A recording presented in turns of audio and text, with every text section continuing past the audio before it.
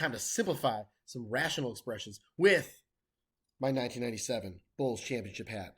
Tag still on. That's awesome. All right, let's do this. So first things first, we got to factor the numerator and the denominator. So I'm going to have x, let's see here, what multiplies negative 24 and adds to 5? How about x plus 8 and x minus 3? And then in my denominator, I'm going to have x minus 3, x plus 3. That's a difference of 2 squares. So you have to multiply to negative 9, but actually add up to 0 because there's no linear term.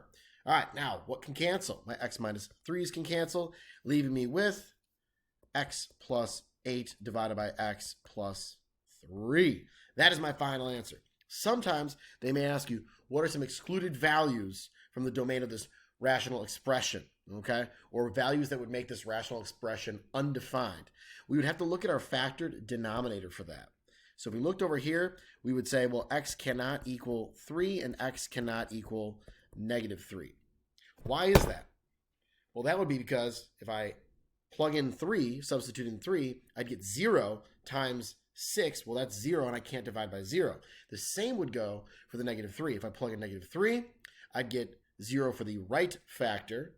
Anything times 0 is 0, and then I can't divide by 0 because that's in my denominator. All right? So if you're asked what are some restricted values or what values would make the expression undefined, that's how you'd go about doing that.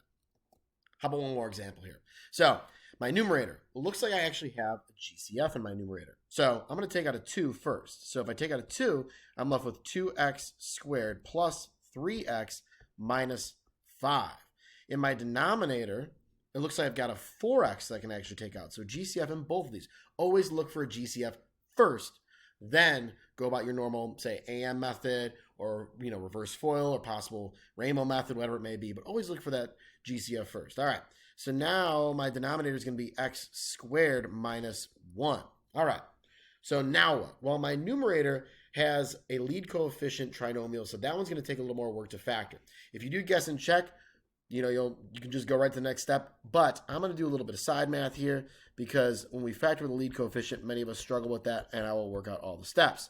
So what multiplies to negative 10 but adds up to 3, well, that would be 5 and negative 2.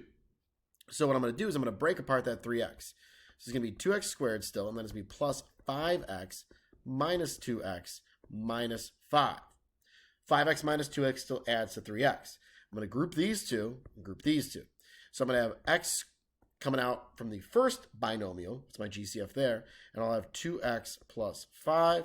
And then the next one, I've got a negative 1 that can come out, and that's about it. Okay, but as you see, we have the 2x plus 5 and the 2x plus 5. Those should be the same every time if you've done this correctly. So now I have x minus 1, and I have 2x plus 5.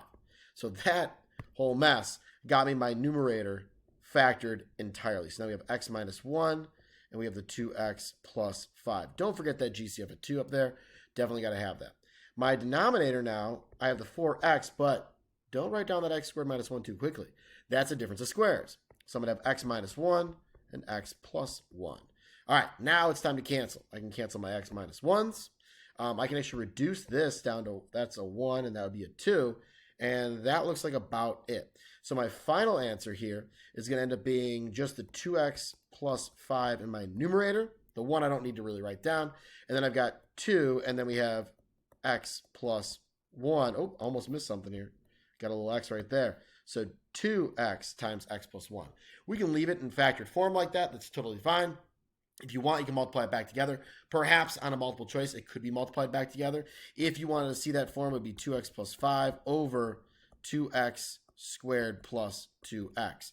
So that would be an acceptable form, and you may see that on a multiple choice. You never know. All right, that's about it. Hope you guys enjoyed it. See you later.